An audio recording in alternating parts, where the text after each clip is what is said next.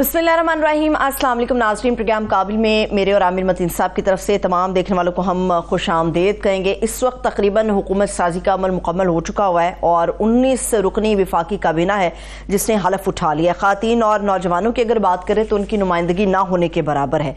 विफाकी काबीना का जो पहला इजलास है उसमें इम्पोर्टेड वज़ीर ख़जाना को शहरियत देने का फैसला भी किया गया है। इसके ऊपर आमिर साहब का तज़किया हम शामिल करेंगे।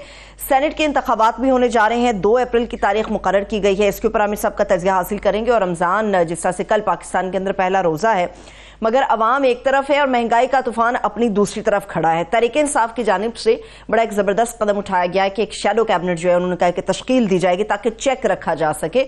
इस पूरे मामला के ऊपर आमिर साहब के साथ हम गुफ्तगू करेंगे। आमिर साहब, काबीना ने हलफ उठा लिया है और हलफ उठाने के बाद शहबाज शरीफ साहब ने बड़ी ज़बरदस्त किस्म की प्रेस टॉक भी की। मैं कहूँगी कि बड़े बड़े फैसले इस कैबिनेट के अंदर हुए हैं, इसकी शेप भी ऐसी है कि ये डिलीवर कर पाएंगे, कुछ अमल दरामद होता हुआ हमें नजर आएगा इसके ऊपर। जी, बड़े बड़े फैसले कैबिनेट ने किए हैं, उससे बड़े बड़े अल्फाज अभी इससे पहले प्राइम मिनिस्टर की काबीना में के अंदर जो तकरीर थी उसको दिखाया गया है टेलीविज़न के ऊपर। तो बड़ी बड़ी बातें की उन्होंने, वो उनको एक आर्टिकुलेशन उनकी माशाल्लाह बड़ी ज़बरदस्त है। शबाना रोज़ मेहनत करके मुल्क को 4 चांद लगाने के दावे बेताशा थे। दूध और शहद की नहरों के बहाने का पूरा इंदिया दिया गया, मगर ये रिपीट थी। ये बिल्कुल मुझे याद आ गया जब पीडीएम की गवर्नमेंट बनी थी, शहबाज शरीफ साहब पहली दफ़ा प्राइम मिनिस्टर बने थे, तो मोर लेस यही दावे किए गए थे, यही वादे किए गए थे और तकरीबन मोर लेस जो इर्द गिर्द लोग बैठे हुए थे वो भी यही थे। अब ये बहुत बड़ा सवाल है, मैं नहीं, क्योंकि ये जब नई गवर्नमेंट आती है, काबीना बनती है, इस तरह की पहले वज़ीर आज़म की तकरीर होती है, तो एक इखलाकी पहलू भी होता है और हम भी चाहते हैं कि चलें जैसे वैसे भी हालात हैं, नई शुरुआत हो तो मुस्बत निगाहों से हम भी देखना चाहते हैं, मौका देना चाहते हैं। और प्राइम मिनिस्टर ने खुद कहा कि ये इस तरह के जो मौके होते हैं ये टू कोट एंड कोट, उन्होंने कहा जी ये अपॉर्चुनिटी भी है और चैलेंज भी है जी। चैलेंज भी है मगर अपॉर्चुनिटी भी है। तो उनके चैलेंजेस तो ऑफ कोर्स बहुत ज़्यादा हैं, क्योंकि पहले पीडीएम की गवर्नमेंट के अंदर इससे हालात बेहतर थे। उस वक्त जो थी कम, इस दफ़ा गवर्नमेंट उससे बहुत ज़्यादा कमज़ोर है। इस दफ़ा जो है एक सूबे के अंदर जो है उनकी गवर्नमेंट नहीं है। इस दफ़ा पीपल्स पार्टी जो कि जिसकी वजह से ये पीडीएम की गवर्नमेंट बनी हुई है वो हिस्सा नहीं है, गवर्नमेंट से बाहर हैं और ये माइनॉरिटी गवर्नमेंट है और ये कमज़ोर गवर्नमेंट है। सो इनका चैलेंज बहुत बड़ा है और ये पिछली दफ़ा ये दावे पूरे नहीं हुए, इसलिए हम भी हर चीज़ को with a tinge of salt देखेंगे।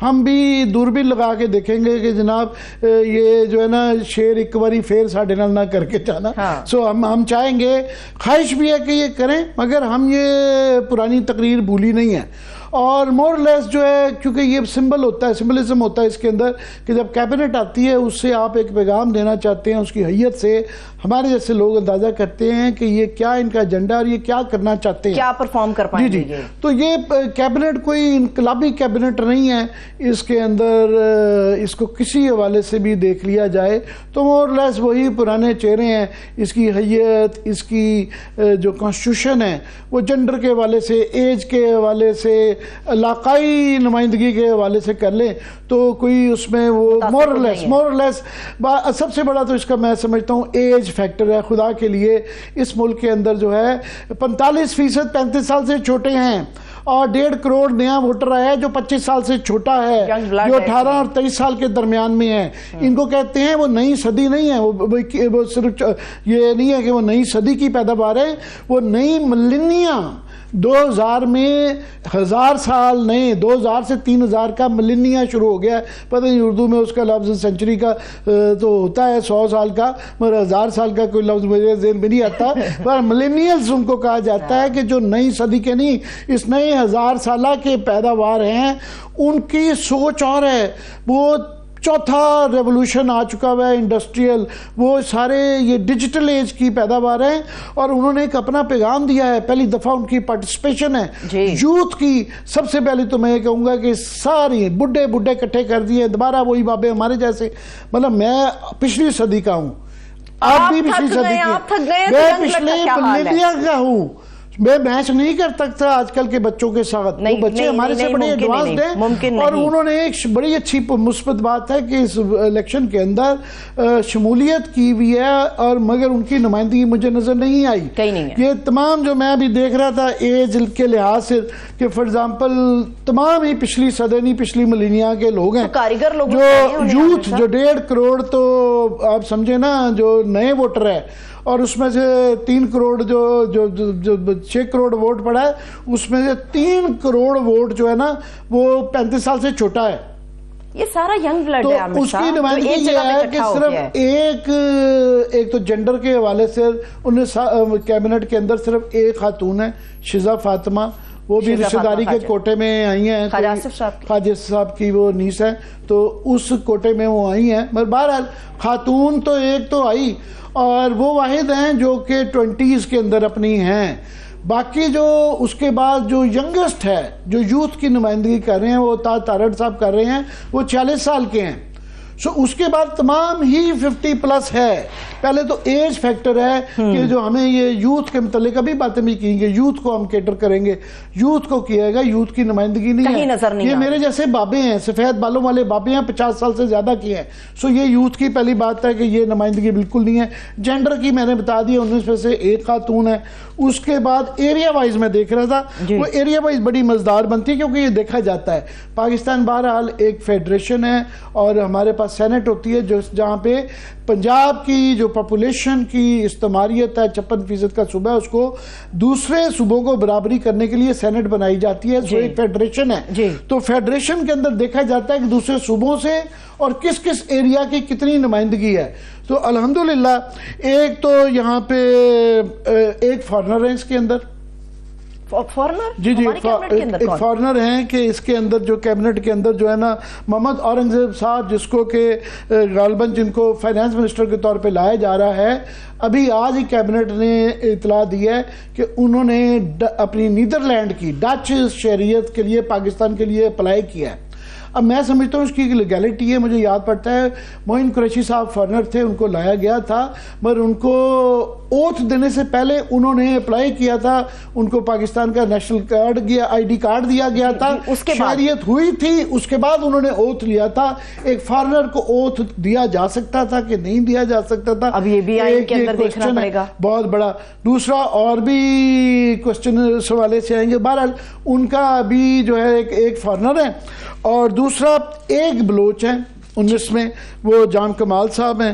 ایک پختون ہے, وہ بھی آدھے کے پختون ہے, امیر مقام صاحب, کیونکہ یہ کوہستان کے علاقہ جو ہے نا پہاڑی جو ہے, تو یہ جو پختون والی خاص جو ہے نا ان کے یہاں نہیں ہونا چاہیے. میرے ایک لیسر پختون سمجھتے ہیں کہ وہ نا بڑے اسے کہ جی یہ نان پختون نہیں ہے. دوسرا سرائکی صوبہ جو ہے, 2 سرائکی ہیں, اویس لغاری صاحب ہیں اور ریاض پیرزادہ ہے, مجھے تیسرا نظر نہیں آتا.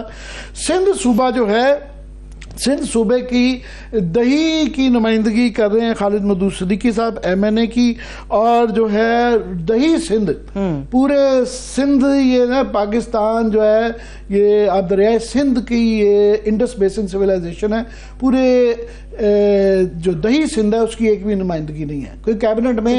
پورے دہی سندھ میں آپ دیکھ لیں, آپ صادق آباد سے لے کے کراچی تک چلے جائیں, درمیان میں پوری بیلٹ ادھر سے خالی ہے, ایک اوپر سے خالی ہے کہ دریائے چناب کراس جب گجرات کر کے کرتے ہیں, چناب دریا سے لے کے دریائے اٹک تک, بلکہ افغانستان کے بارڈر تک کر لیں, امیر مقام بالکل وہ شانگلہ کی طرف وہ رائٹ سائڈ پہ مڑ جاتے ہیں آپ. سو GT روڈ کے اوپر چناب دریا سے لے کے بارڈر افغانستان کے تک جو ہے کوئی نمائندگی نہیں ہے, پورے کے پورے ڈویژن خالی ہیں.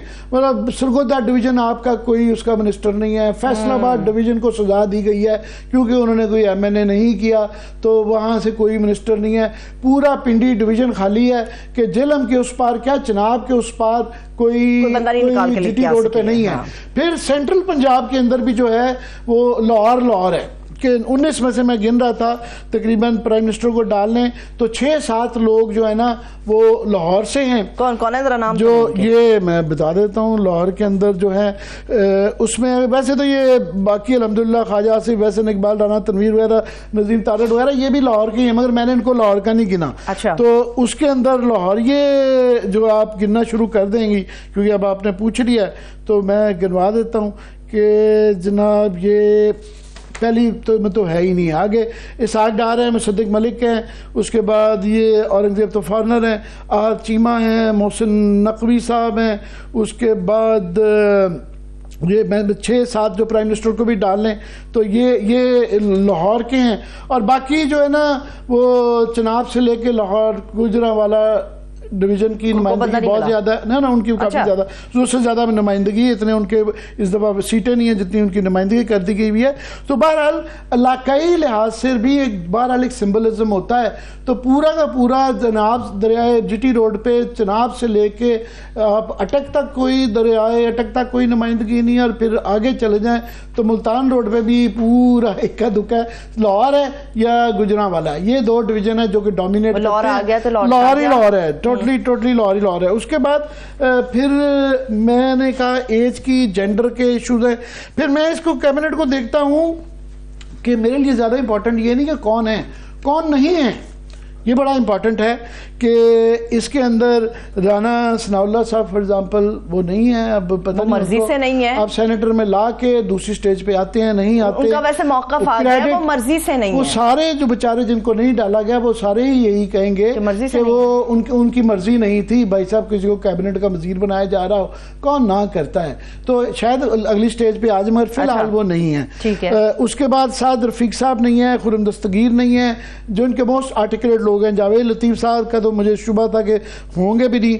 پرویز رشید صاحب پنجاب میں ان کو آفس نہیں دیا گیا، حالانکہ وہ مینٹور کے طور پہ ایگزسٹ کرتے ہیں، وہ ان کا وہ نہیں ہے. عرفان صدیقی صاحب بہت زیادہ آرٹیکولیٹ کرتے ہیں مگر ان کا وہ بھی نہیں ہے.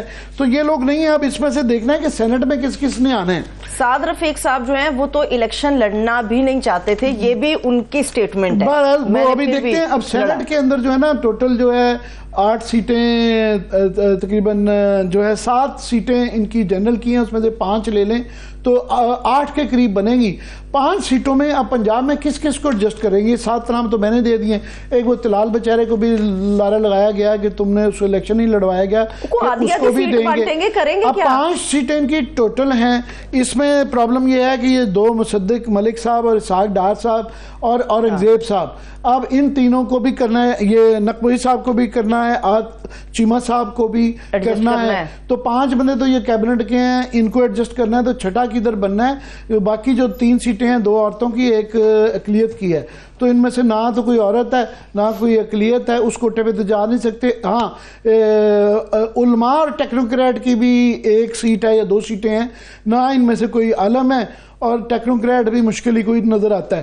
سو پنجاب سے ہی کوئی 10 لوگ ہیں جن کے سینیٹر کے کینڈیڈیٹ ہیں، 5 تو انہی کو چلے گے. اب یہ پرابلم جو ہے 3 لوگ جو ہیں ان کا ایشو جو کیبنٹ کا حصہ ہے، محمد اورنگزیب، محمد احد چیمہ صاحب اور محسن رضا نقوی. اب ان کے اوپر سوال یہ آ جاتا ہے، ایک تو آ جاتا ہے قانونی، آئین کے اندر یہ ہے کہ اس کی ایک سپریم کورٹ کی ججمنٹ بھی آ سکی ہے کہ آپ 6 مہینے کے اندر جو ہے نا اگر آپ بن بھی جائیں فیڈرل منسٹر تو 6 مہینے کے اندر آپ کو پارلیمنٹ کا حصہ ہونا چاہیے. آپ ایڈوائزر یا کیبنٹ کا حصہ نہیں ہو سکتے کہ اگر آپ پارلیمنٹیرین نہ ہوں. تو 6 مہینے کا ایک ٹائم دیا گیا ہے اس کے اندر آئین کے اندر کہ اس کے اندر اب یہ سینیٹر بنائے جائیں گے. جس طرح کے حفیظ شیخ صاحب کو، شوکت ترین صاحب کو بنایا گیا تھا سینیٹر کی، وہ بجٹ نہیں تھے پیش کر سکتے، تو اس لیے ان کو بنانا پڑے گا. ایک تو یہ قانونی مسئلہ ہے، دوسرا اوتھ ان کو اب کیونکہ دیا جا چکا ہوا ہے.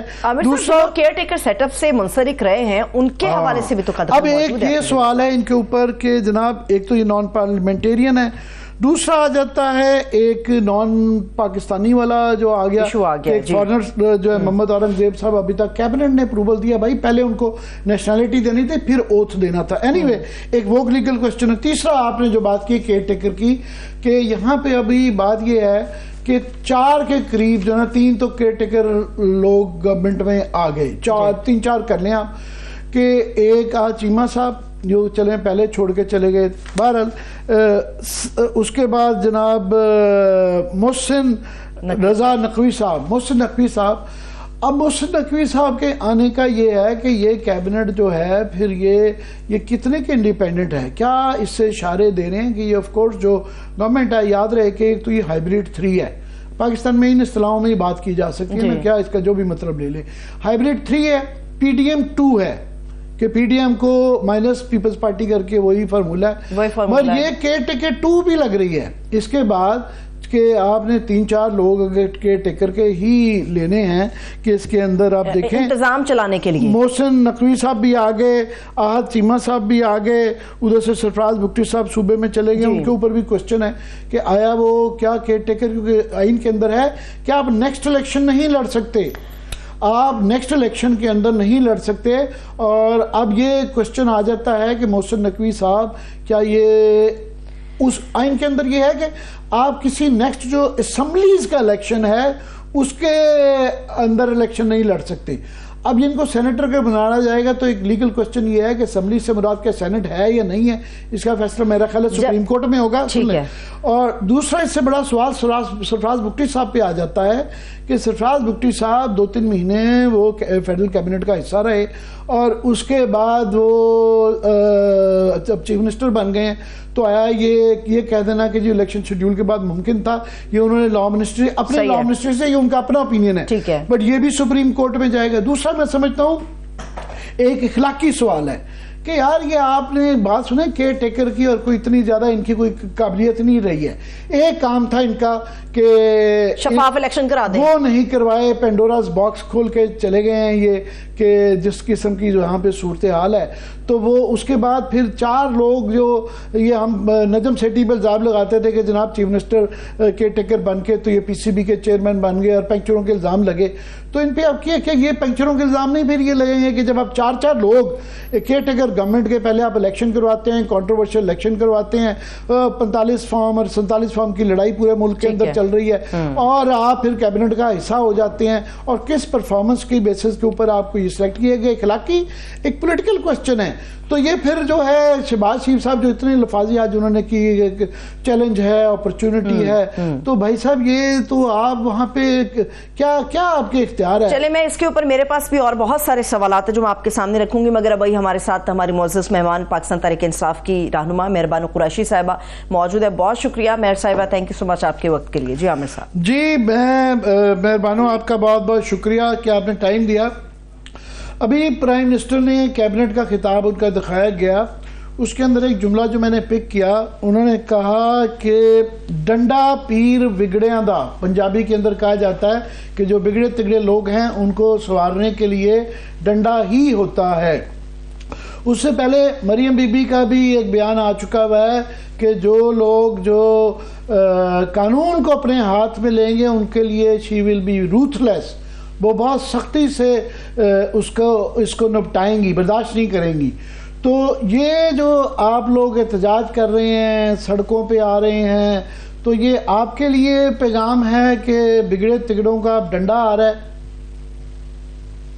جی لگتا تو کچھ ایسے ہی ہے کہ اس ملک میں جمہوریت نافذ نہیں ہوئی مگر فسطائیت ہوئی ہے. یہ دونوں مجھے لگتا ہے رات کو ایک موسولینی پڑھتا ہے اور ایک اسٹالن پڑھتا ہے اور پھر یہ سوتے ہیں. بالکل ایسے ہی لگ رہا ہے. دیکھیے ایک جمہوری حکومت جو ہوتی ہے وہ آئین کی سب سے پہلے تو پاسداری کرتی ہے. اب آئین جو ہے آپ کو پرامن احتجاج کا ایک حق دیتا ہے، نہ صرف ایک جماعت کو مگر پاکستان کی عوام کو، ہر شہری کو یہ حق حاصل ہے. Right to assembly, right to protest, right to express. تو یہ بنیادی جو حقوق ہے، انسانی حقوق ہے، ان کو کس طرح یہ پامال کریں گے مجھے نہیں معلوم، مگر اگر کریں گے تو اپنے آپ کو جمہوری تو پھر نہیں کہہ سکتے. وہ تو ویسے بھی ہم نہیں ان کو سمجھتے، کیونکہ جس طرح یہ مگر ان کا یہ کہنا جو میں نے جو اخذ کیا وہ یہ کہنے کی کوشش کر رہے ہیں کہ آپ احتجاج وغیرہ ظاہر ہے وہ یہ نہیں کہہ سکتے کہ آپ اپنا قانونی احتجاج نہ کریں. وہ کہہ رہے ہیں کہ جناب لیٹس موو آن، آگے کی وہ باتیں کر رہے ہیں کہ پچھلا آپ سب بھول بھلا جائیں اور مٹی پاؤ اور آگے کریں، ملک کو سنواریں، بڑی بڑی باتیں کریں. تو وہ کسی کو قانون کو ہاتھ میں لینے کی اجازت نہیں دی جائے گی، یہ پیغام ہے. واٹ وڈ یو سے اباؤٹ اٹ؟ جی جی متین صاحب، بالکل یہ جو مٹی پاؤ جمہوریت یہ لوگ چلا رہے ہیں اتنے عرصے سے کہ آج میری باری کل تیری باری مکمکا کرتے رہتے ہیں، تو یہ obviously یہ تو چاہیں گے کہ مکمکا ہو، یہ تو چاہیں گے کہ جی ہم موو آن کریں کیونکہ آج ہماری حکومت آ گئی ہے، پھر ہم اس کو آگے کو دے دیں گے، ہم بیچ میں یہ والی بال کھیلتے رہیں گے، جمہوریت اس کو بلائیں گے، بٹ ہے نہیں۔ دیکھیے اس پیمانے پہ پہلے کبھی عوام کے مینڈیٹ پہ نہ اس پیمانے پہ ڈاکہ ڈالا گیا اور نہ ہی اس بھونڈے بے شرم طریقے سے ڈالا گیا۔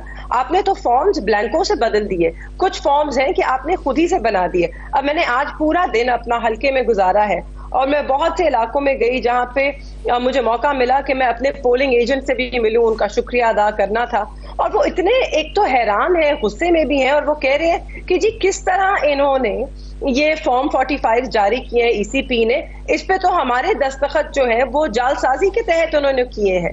تو یہ بات کیا کر رہے ہیں؟ بچہ ہر گلی میں یہ بات کر رہا ہے کہ ایک فراڈ ہوا ہے، ایک ڈاکہ ڈلا ہے، آپ نے نقلی فارم 45 لوگوں کے دستخط فوج کر کے، یہ کیلبری والے ہی تھے نا، ان کو فوجری ہی آتی ہے، تو آج بھی انہوں نے فوجری کروا کر تو اپنی سیٹیں لی ہیں۔ یہ بات کیسے کر رہے ہیں کہ لوگوں کو، مجھے تو سمجھ آتی ہے یہ خوف زدہ ہے، یہ چاہتے ہی نہیں ہے کہ عوام سڑکوں پہ آئے اور احتجاج کرے، کیونکہ جن لوگوں پر یہ حکمرانی کرنے آئے ہیں یہ ان لوگوں سے خوف زدہ ہے، کیونکہ یہ جانتے ہیں کہ ان لوگوں نے انہیں مینڈیٹ نہیں دیا۔ مانو یہ آپ کہہ رہی ہیں کہ وہ خوف زدہ ہیں، کئی دفعہ ایک بہت بڑا طبقہ ہے جو کہ یہ آپ کی طرح سوچتا ہے، یہ آپ کا بیانیہ ہے کہ بڑے مشکل حالات ہیں، کافی لوگ ایگری بھی کرتے ہیں اس کے ساتھ، مگر ہم نے پریکٹیکل پوائنٹ آف ویو سے دیکھا جائے 2.5 سال میں آپ نے یہ سارا احتجاج کر کے دیکھ لیا، کیا کچھ نہیں کر لیا، کوئی فرق نہیں پڑا، تو آگے سے زیادہ وہ ویل انٹرینچڈ ہیں اور وہ کہتے ہیں کہ جناب ہم اس طرح ہی 4-5 سال آگے بھی گزار جائیں گے، کیسے روکیں گے ان کو؟ بہت فرق پڑا ہے، بہت فرق پڑا ہے۔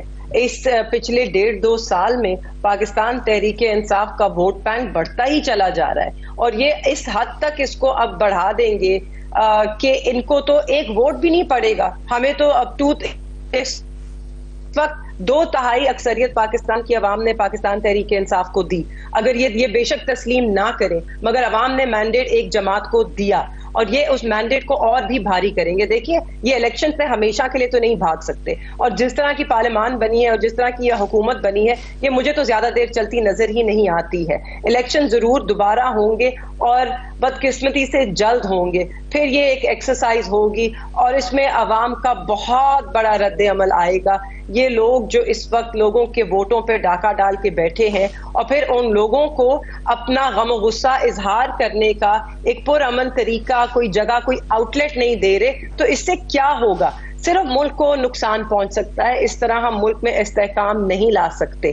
تو اگر ان کو لگتا ہے کہ یہ ڈنڈا، آپ مجھے بتائیے 2 سال ڈنڈا چلا، اس کے بعد کیا ہوا؟ کیا رک گیا سب؟ کیا سب بیٹھ گئے گھر؟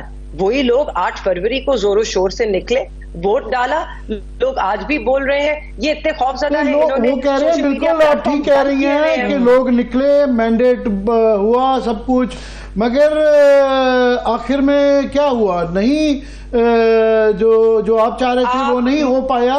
تو یہ بھی آپ کی، میں پریکٹیکل ٹرمز میں انڈرسٹینڈ کرنا چاہ رہا کہ جو آپ کہہ رہی ہیں کہ ایک امید تو ہے آپ لوگوں کو کہ جناب یہ نہیں چلے گا، یہ کمپنی نہیں چلے گی، یہ ہمارے جیسوں کو بھی بڑا ہم سوچتے تھے کہ یار یہ نہیں، یہ اس ملک میں نہیں ہو سکتا، یہ 9 مہینے کے اندر یہ کیسے ٹال سکتے ہیں الیکشن، یہ کیسے ٹیکر کو اتنا لٹکا سکتے ہیں، کیسے لوگوں کو اس طرح اٹھایا جائے گا، بند کیا جائے گا، وہ سب کچھ ہو گیا۔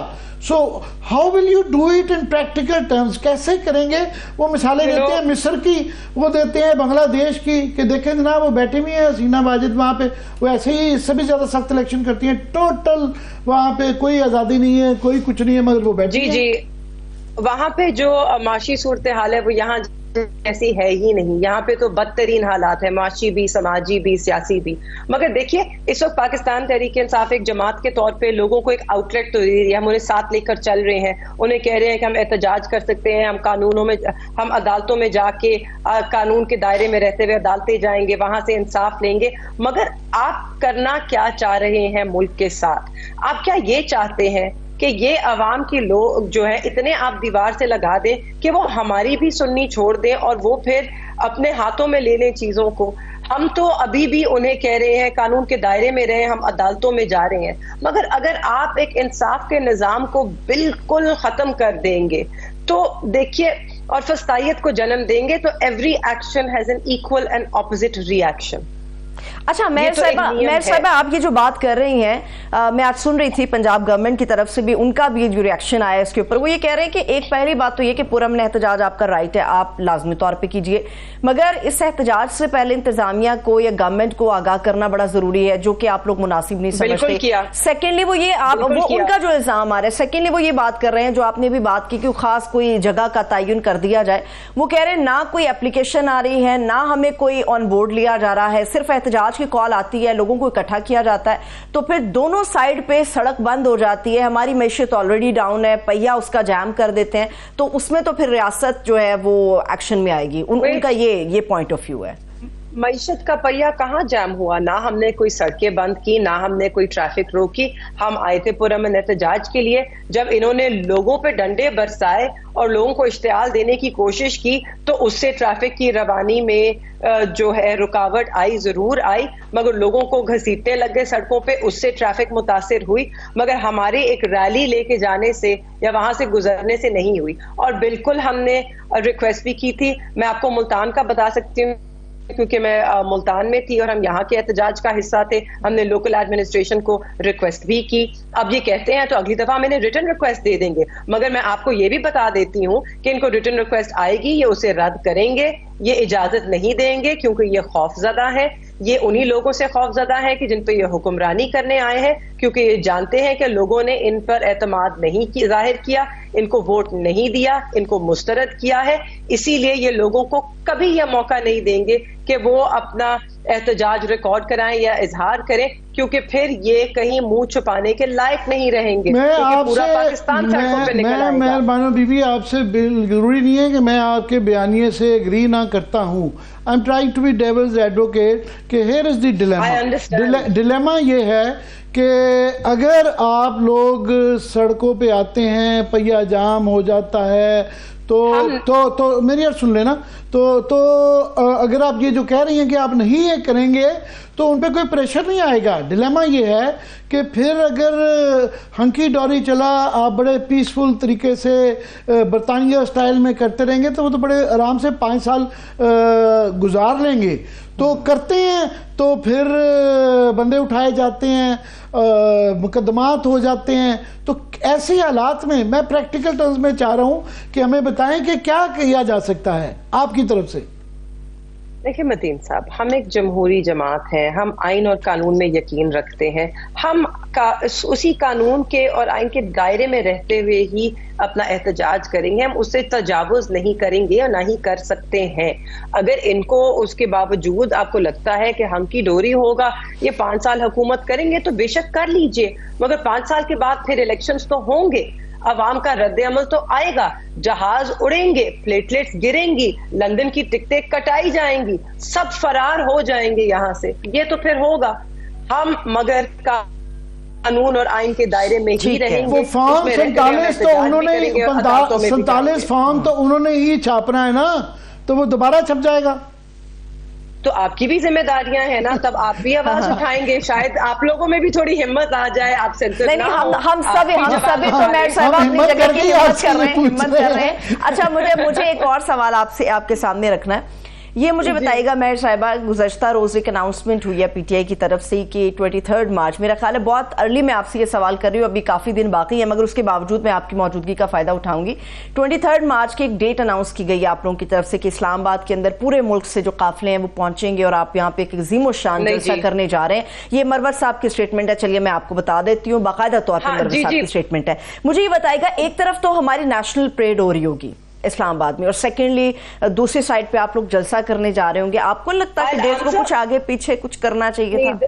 میں آپ کو انٹرجیکٹ اس لیے کر رہی ہوں کہ مروت صاحب کی ضرور سٹیٹمنٹ ہوگی. آئی ڈونٹ نو انہوں نے کہاں سے کدھر سے بات ہوئی ہے, کیونکہ پارٹی کی طرف سے ابھی تک کوئی انسٹرکشنز نہیں آئے ہیں. ہمارے پارٹی کے چیئرمین بیرسٹر گوہر صاحب ہیں, عمر ایوب صاحب سیکرٹری جنرل ہیں, ان کی طرف سے ابھی تک کوئی ایسی انسٹرکشنز نہیں آئی ہیں, تو میں اس پہ کامنٹ نہیں کروں گی. چلیے, بہت شکریہ آپ کے قیمتی وقت کے لیے. مہربانی قریشی صاحب ہمارے ساتھ موجود تھی, بے حد شکریہ آپ کا. عامر صاحب کیا خیال ہے, ایک چھوٹی سی بریک کی طرف ابھی ہم بڑھتے ہیں, ابھی ایک بریک لے لیتے ہیں. جب ہم بریک سے واپس آئیں گے گفتگو کا سلسلہ یہیں سے آگے بڑھے گا, مگر میرے پاس کیبنٹ کے حوالے سے ایک دو اہم سوالات ہیں, وہ بھی عامر صاحب کے سامنے ہم رکھیں گے. Stay with us.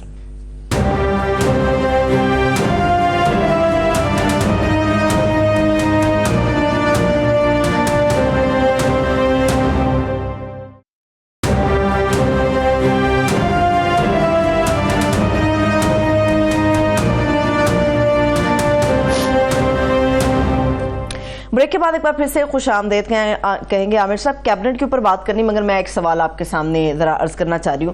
سوال یہ عامر صاحب کہ کیبنٹ کے اندر محسن نقوی صاحب کو شامل کیا گیا ہے, اور بھی جس طرح سے لوگوں کو شامل کیا گیا ہے, جن لوگوں کے اوپر یہ ذمہ داری تھی کہ پاکستان کے اندر ایک غیر جانبدار طریقے سے انہوں نے الیکشن کے پروسیس کی طرف بڑھنا ہے, وہ غیر جانبدار گورنمنٹ کا یا جتنے بھی مہینوں کے وہ مشتمل لوگ تھے, جب ان کو آپ لوگ شامل کر لیں گے, عہدے دے دیں گے, تو پھر الیکشن کی کریڈیبلٹی کے اوپر بھی تو کافی بڑے بڑے سوالات اٹھتے ہیں.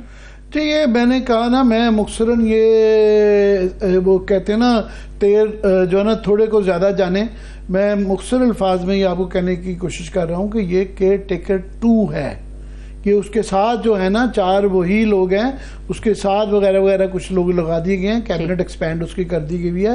مور لیس ایجنڈا بھی وہی ہے, وہی والے معاملات چلتے جائیں گے, اسی طریقے سے چلتے جائیں گے. اسی لیے نواز شریف صاحب کو منع کر دیا ہے کہ آپ نے مری میں ہی رہنا ہے. اور ان کے آپ دیکھیں نا, یہ جو کیبنٹ سے پتہ چل جاتا ہے, جب رانا ثناء اللہ نہیں ہے, سعد رفیق نہیں ہے, خرم دستگیر, جاوید لطیف, پرویز رشید, عرفان صدیقی, ان سب میں کامن کیا ہے؟ کامن یہ ہے کہ یہ نواز شریف صاحب سے جڑے ہوئے لوگ ہیں, تو ان کا کیمپ وہ آؤٹ ہے. یہ شہباز شریف صاحب بھی ڈیلیور کر سکتے ہیں, شہباز شریف صاحب بھی یہ انہوں نے خاص طور پہ اس چیز کو ہے, تو لہٰذا وہ اس پہ بس ٹھیک ہے. یہ اگر جو ہے نا کم از کم انہوں نے فگ لیف نہیں رکھا کہ جناب یہ کوئی ہماری نون لیگ کی گورنمنٹ ہے, کہنے کو ضرور ہے, مگر انہوں نے یہ کیبنٹ سے یہ بتایا ہے کہ یہ نون لیگ کی نہیں ہے. دوسرا, یہ کولیشن گورنمنٹ ہے ضرور, بٹ سمبولک, کہ ایک انہوں نے علیم خان استحکام پارٹی کے لے لیے گئے ہیں, جن کو انہوں نے جتوایا بھی ہے, ایک انہوں نے سالک چودھری کو لے لیا ہے, سو پی ایم ایل کیو آ گئی, سو ایک اس کے اندر انہوں نے لے لیا ہے ایم کیو ایم سے خالد مقبول صدیقی صاحب کو, سو ان کا ہے. تو اس میں کوئی بلوچ نیشنلسٹ نہیں ہے, اس میں کوئی پشتون نیشنلسٹ نہیں ہے, اس میں کوئی انہوں نے کوشش بھی نہیں کی کہ دور دور سے کسی آدمی کو بھی کوئی انقلابی ہونے پہ جس کا شک کیا جا سکتا ہو, یا کوئی ریڈیکل خیالات کا مالک ہو, یا کوئی ایسے جذبات رکھتا ہو کہ جس سے تبدیلی کی باتیں کریں ہوا کے اندر, ان کو قریب بھی کیبنٹ کے نہیں پھڑکنے دیا جائے گا. سو یہ ساری مور لیس یوزول سسپیکٹس ہیں, سو ایک کلیئرلی وہ ہے. تو دیکھیں گے ہماری میری تمام چیزوں کے سینسزم کے باوجود میں سمجھتا ہوں بالکل یہ اپرچونٹی ہوتی ہے, چیلنجز اپرچونٹیز ہوتے ہیں. آگے میری ابھی بھی نیک خواہشات ہیں, پر میرا ضرور ہے کہ نیک خواہشات میں شہباز شریف صاحب پچھلی دفعہ ڈسپائٹ ایوری تھنگ, انہوں نے پہلی ایک ملاقات کی تھی, اس میں ہمارے جیسے لوگ بھی کرٹکس بھی بلا لیے تھے, سوال بھی لے لیتے تھے. اس دفعہ انہوں نے بالکل تکلف نہیں کیا. آصف زرداری صاحب نے بھی اوور ٹیکنگ میں ان کی پچھلی بھی اور پہلی حکومتوں میں بھی پریزیڈنسی کے اندر جو پریزیڈنٹ کی جو ہوتی تھی اس میں ہر قسم کے لوگ بلا لیے جیسے تھے ہمارے یہاں سے بھی کہ چلو یار اور کچھ نہیں تو 35 سال سے یہاں دھکے کھا رہے ہیں تو ایک طبقے کی نمائندگی کرتے ہیں, ان کو بھی بلوا لے. کئی دفعہ نہیں بھی جاتے تھے مگر ایک عزت دی جاتی تھی. اس دفعہ وہ بالکل کوئی انہوں نے کسی جو ہے پرائم منسٹر کی اوور ٹیکنگ میں ہاں اپنی مرضی کے کافی سارے لوگ انہوں نے بلا لیے. یہ بتایا جا رہا تھا کہ یہ جو بلائے جا رہے ہیں یہ منظور نظر ہیں. وہی آپ دیکھیے گا سلیکٹڈ پرائم منسٹر کی جو پریس کانفرنس کے نام پہ جو میٹنگز ہوا کریں گی ان میں بھی وہی ہوا کریں گے. تو وہ ایک ہمارے جیسے لوگوں کی بھی سن لینی چاہیے. اچھا ہوتا ہے کہ آپ اپنے کریٹیکل ویو بھی لیں, اس سے آپ کی کم از کم کچھ درستگی ہو جاتی ہے. جب لائک مائنڈیڈ لوگ رہتے ہیں تو پھر آپ ایک ببل میں رہتے ہیں. تو میری ابھی بھی نیک خواہشات ہیں کہ شاید اس میں سے بھی ان تمام پرانے ہی لوگوں سے, پرانی ہی غلطیوں کرنے والوں سے شاید کوئی نئی غلطی ہو جائے. اچھا ابھی آپ نے کہا میری بھی سن لیں, مجھے یاد آیا زرداری صاحب جو ہیں جیسے وہ صدر بنے ہیں اور عارف علوی صاحب سبکدوش ہوئے ہیں, وہ ایوان صدر سے نکلے جاتے انہوں نے ایک رات کو, شام کو وہ فارغ ہوئے ہیں, رات کو انہوں نے ایک پریس کانفرنس کر دی, انہوں نے کہا اتنے سال آپ لوگوں نے سنائی, آج میری بھی سن لو. اور انہوں نے وہ کہتے ہیں نا دل کے پھپولے وہ سارے کھول کے رکھ دیے. میں کیونکہ تھوڑا سا تاریخ کا طالب علم ہوں تو مجھے ہیری ٹرومین کی جو ہے نا صدارتی محل سے امریکہ میں رخصتی جو ہے نا وہ یاد آئی. ان کا عروج تھا کہ وہ روزویلٹ کے بعد وہ امریکہ کے صدر تھے, جب سیکنڈ ورلڈ وار ان کے ہوتے ہوئے جیتی گئی, وہ ری الیکٹ ہوئے اور نیوکلیئر بم انہوں نے پھوڑا تھا جاپان کے اوپر, اور ایک زمانے میں وہ ہیرو تھے. جب وہ رخصت ہو رہے تھے تو ان کی اتنا زیادہ زوال پذیر ہو چکے ہوئے تھے کہ وہ اپنا خود ہی بستہ اٹھا کے ان کی بیوی گاڑی پہ لینے آئی اور وہ بیٹھ کے وہ چلے گئے. اس سے زیادہ امریکہ کی تاریخ میں کسی کی رخصتی جو ہے نا اتنی بد ذائقہ نہیں تھی. تو مجھے ان کی بالکل ایک جمالی صاحب بھی یاد آئے, ظفر اللہ جمالی صاحب بھی, جب وہ آخری دفعہ اسلام آباد سے رخصت ہو رہے تھے پرائم منسٹر ہاؤس سے, تو ٹرین میں گئے تھے. میں راول پنڈی ان کو خاص طور پہ ملنے گیا, میرا خیال تھا کچھ وہاں پہ پروٹوکول ہوگا, بڑی مشکل ہوگی کہ اندر گھسنے میں. وہاں دیکھا کہ ان کے اپنے خاندان کے بھی کم ہی کوئی لوگ تھا جو ان کو رخصت کرنے آیا جایا ہو. 4 بکسوں کے ساتھ بیٹھ کے ٹرین میں ظفر اللہ جمالی صاحب انہوں نے میرے جیسے 2-4 دوستوں کو ٹاٹا کیا اور انہوں نے کہا خدا حافظ اسلام آباد, اور بس پھر وہ اسلام آباد سے چلے گئے. تو ان کی بھی اب یہ پریس کانفرنس کریں, اب وہ کہہ رہے ہیں کہ میں ابھی بھی رول ادا کروں گا اور ابھی بھی ملاقات بھی کرنے جاؤں گا. ان کی جو ہے ایکسیپٹیبلٹی مخالف کیمپ میں ہے نہ اپنے کیمپ میں ہے. اچھا تو یہ دونوں کیمپ میں کون ان کی پی ٹی آئی میں جو ہے میں سمجھتا ہوں کہ اٹس اوور فار ہم. تو اب جائیں اپنی دندان سازی کریں, ان کا خاندانی پیشہ ہے تو وہ اسی میں واپس اس دندان سازی کی طرف جو ہے نا دندان سازی کرے. یہ سیاسی دندان سازی اب ان کے بس کی بات نہیں ہے. لیکن وہ کہہ رہے ہیں کہ وہ جیل میں ملاقات کے لیے جائیں گے. وہ ہو ملاقات پتہ نہیں ملتے ہیں اگلے نے ملنا بھی کہ نہیں, یہ سوال ہے. مجھے ان کا کوئی رول نہیں نظر آ رہا. اچھا مجھے ان کا کوئی رول نہیں, اور میرا خیال ہے ان کو کوشش بھی نہیں کرنی چاہیے. ان کو یہ ایک تھا نا ان کے اوپر زیادہ نکال دیے جاتے, زیادہ کیا ہوتا وہ ہے, مگر انہوں نے ایک بالکل جو ہے نا میں نے کہا نہ ادھر کی سنی نہ ادھر کی سنی, نہ ادھر کے رہے نہ ادھر کے رہے, گھر اب چلے جائیں. ٹھیک ہے. عامر صاحب آپ نے کام کیا, اب ایک اور نیا کام ہے جو پی ٹی آئی نے اپنے ذمہ لگا لیا اور اس کے اوپر ورکنگ بھی ہو رہی ہے. وہ یہ ہے کہ پنجاب کی حد تک یہ پلان کیا کی طرف سے کہ ایک شیڈو کیبنٹ ہے وہ بنائی جائے گی جو کہ سختی کے ساتھ چیک رکھے گی سارے معاملات کے اوپر. جی میں بہت ہی جو ہے خوش ہوا ہوں اس سٹیپ کے اوپر. مگر اس سے میں کوئکلی ذرا کیبنٹ کی ایک چیز رہ گئی تھی کہ میں نے کیبنٹ کے اندر یہ نہیں کہ کس کو لیا گیا کس کو نہیں لیا گیا, یہ بڑا اہم ہے. پچھلی کیبنٹ کے اندر بہرحال سائرہ تارڑ تھیں, خواتین کی میں بات کر رہا ہوں, بڑی بڑی وہاں پہ اسٹرانگ خواتین تھیں. اس طرح صرف انوشا فاطمہ ہیں جو کہ رشتہ داری کی بات نہیں ہے, سوری ہاں نہیں انوشا رحمان بھی وہاں پہ ہیں مگر ان کو نہیں لیا گیا, تہمینہ دولتانہ کو نہیں لیا گیا, اور بے تاشا خواتین. انوشا صاحبہ کے حوالے سے بتایا جاتا کہ شاید ان کو آئی ٹی کے حوالے سے لیا جائے گا, مگر یہاں پہ شزا فاطمہ خواجہ صاحبہ جو ہیں ان کو آئی ٹی کے حوالے سے لیے جانے کے امکانات ہیں. مزید جو ہے نا آپ رب کر رہی ہیں. پہلے ہی یہاں پہ ایک میسج دیا جا رہا ہے کہ اسحاق ڈار صاحب جو ہے نا ان کو ایک لیلا پوتی کے لیے ایک ہزارہ ضرور دے دی جائے گی. اب وہ دی بھی اگر دفعہ جاتی ہے تو وہ بڑے سوال ہو جائیں گے کہ وہ یہ ڈر پڑا ہوا ہے نون لیگ کے لوگوں کو کہ وہ ان کا جو روایتی طریقہ کار ہے کہ جس منسٹری میں جاتے ہیں وہ مخالفوں سے لڑنا شروع کر دیتے ہیں, وہاں لڑائی مار کٹائی ہو جاتی ہے, تنگ پڑ جاتے ہیں, IMF کو ناراض کر لیتے ہیں, ہر ایک کو ناراض کر لیتے ہیں. تو لوگ کہہ رہے ہیں وزیر دفاع بنے تو خدا کے لیے اتنے گانا پڑا چپ کر کے جو ہے نا وہ نوکری کر کے پروٹوکول کا فائدہ اٹھائیں اور مزے لیں اور گھر واپس آ جائیں ان کے ساتھ. مگر میسج ان کو دیا گیا ہے. نوشا رحمان ان کی ٹیم کی ممبر تھی تو ان کو نہ صرف ان کو فارغ کیا گیا, ان کی ٹیم کو بھی فارغ کر دیا گیا ہے. تو ایک میسج دیا گیا ہے کہ no longer Ishaq Dar no longer there. ٹھیک ہے ٹھیک ہے، اب آ جاتے ہیں شیڈو کیبنٹ. یہ وہ ایک چیز تھی کہ ہمارے یہاں سو کالڈ ہم نے 75 سال سے کہنے کو 73 سے ٹو بی ایگزیکٹ ایکچولی ہم ایک پارلیمانی جمہوریت ہیں.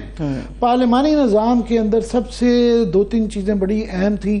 ایک تو پرائم منسٹر جو ہے کوسچن آور لیتا تھا وہ نہیں ہم کر سکے, کمیٹیاں اتنی پاورفل نہیں رہی, مگر ایک بہت چیز جو اہم چیز تھی جو ہم نے ابھی تک نہیں کی تھی وہ شیڈو کیبنٹ ہے. شیڈو کیبنٹ یہ ہوتی ہے کہ ایک تو کیبنٹ ہوتی ہے جس طرح ہم نے جس سے تبصرہ فرمایا ابھی, اور ایک شیڈو کیبنٹ ہوتی ہے کہ اپوزیشن والے اپنا ہر وزیر کے مقابلے پہ ایک اپنا وزیر شیڈو وزیر پیش دیتے ہیں کہ یہ اصلی وزیر ہے, یہ اس کا سایہ ہے شیڈو. تو یہ آپ کے ہر سوال کو اسپیشلائز کرے گا, غور کرے گا, جواب دے گا, اور کافی اس بات کا پھر امکان ہوتا ہے کہ اگلی وزارت جب اپنی آتی ہے کیبنٹ تو اسی کو ہی لیا جانا چاہتا ہے. یہ جو یہ شوجہ چھڑا جاتا ہے کہ عمران خان بھی بڑے مائل نظر آتے ہیں صدارتی نظام پہ, اپنی ٹیم جو ہوتی ہے پارلیمانی نظام میں 2-3 طریقوں سے آتی ہے. ایک تو سینٹ میں آپ کو دیا ہوا ہے, وہاں پہ ٹیکنوکریٹ کی سیٹیں بھی رکھی ہوئی ہیں اور سینیٹرز وہاں آپ جو اسپیشلسٹ لے کے آتے ہیں. دوسرا یہ ہے کہ آپ سیٹ ان لوگوں کو دیتے ہیں, ٹکٹیں ان لوگوں کو دیتے ہیں جو کہ اسپیشلائز, پھر ان کی گرومنگ کی جاتی ہے شیڈو کیبنٹ بنا کے.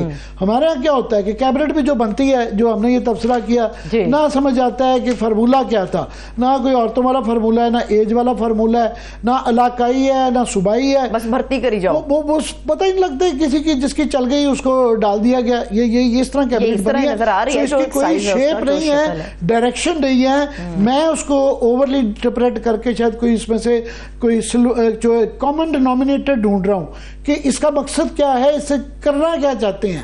تو کیبنٹ جو ہوتی ہے وہ ایک ڈائریکشن دیتی ہے, اس کو بناتے وقت بھی جو آپ کا منشور ہوتا ہے اس کے اندر لوگوں کو یہاں کسی کو پتہ ہی نہیں ہوتا بادشاہ کی مرضی سے نواز شریف صاحب نے, جس کو شہباز شریف صاحب نے, یا جس کی فیصلہ سازی ہوتی ہے وہ ڈیسائیڈ کر لیتا ہے. یہ نہیں دیکھا جاتا ہے کہ اس کا بھائی صاحب یہ جو پھر الزام لگتا ہے کہ جناب یہ وزیر کو تو پتہ ہی کوئی نہیں ہے وزارت کا, اس کو لگا دیا گیا ہے کمیونیکیشن کے, اس کو کیا پتا کمیونیکیشن کو. اگر لگایا جاتا ہے کسی ٹھیکیدار کو تو کہتے ہیں جناب آپ کا ویسٹڈ انٹرسٹ ہو گیا. سو آپ کمیونیکیشن, آپ آئی ٹی, ان لوگوں کے لیے ٹرین کرتے ہیں. جب شیڈو کیبنٹ ہوتی ہے تو آپ ایک تو پوری ٹریننگ آپ کی ہوتی ہے, دوسرا آپ کو اپنے ایشو کا پتہ ہوتا ہے, دوسرا آپ کا ٹیسٹ ہو جاتا ہے. کبھی کبھی آپ کی پارٹی کی حکومت آ جائے گی تو وہ وزیر بنے گا اور آپ کو پتہ ہے جس کو ٹیسٹ کیا ہوا ہے اس کو اپنی فیلڈ کا کتنا پتہ ہے.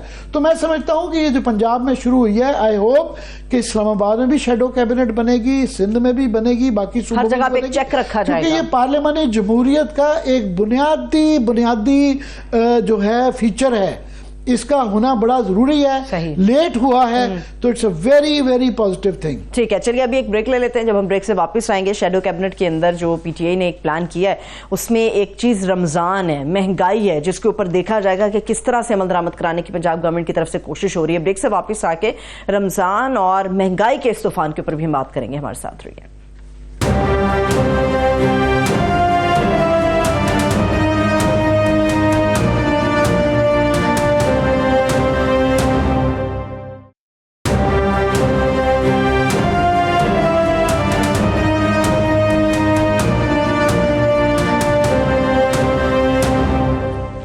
بریک کے بعد ایک بار پھر سے خوش آمدید کہیں گے. عامر صاحب, چند گھنٹے باقی رہ گئے ہیں پہلی سحری پاکستان میں ہونے کے لیے, مگر رمضان کے حوالے سے جیسے ہی کانوں میں آواز پڑی ہے ویسے ہی مہنگائی کا جن جو ہے وہ بھی بوتل سے باہر نکل آیا اور بے قابو ہو چکا ہوا ہے. جی, پہلی تو رمضان کی بہت مبارکباد جو ہے ہم نے یہیں سے شروع کرنا چاہیے تھا.